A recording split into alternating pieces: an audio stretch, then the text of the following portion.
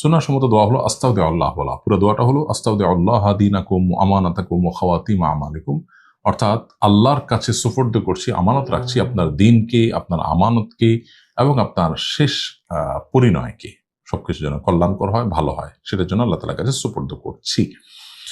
তো এই বলে দোয়া বিদায় দেওয়া কাউকে সুন্নাত। আপনি সঙ্গে বললে আস্তাউদিউল্লাহ বললেন, বাকিটা মনে মনে বললেন, আস্তে ধীরে বললেন, একটু জোরে শুনে আস্তাউদিউল্লাহ বললেন, এটা সুন্নাহ। আর যিনি আপনার কাছ থেকে বিদায় নিয়ে যাচ্ছেন তিনিও আপনার দোয়া শুনে আপনাকে আরেকটা দোয়া করবেন, সেটাও সুন্নাহ। চমৎকার একটি অভিবাদন ইসলামের এটি, যে বিদায় যিনি প্রার্থী তিনি বলবেন আস্তাউদিউল্লাহ আল্লাযী লা তাদিউ ওয়াদাইউহু, সে আল্লাহর কাছে তোমাকে সুপর্দ করে যাচ্ছি, যিনি তার কাছে সুপর্দ করা কোনো কিছুকে নষ্ট করেন না।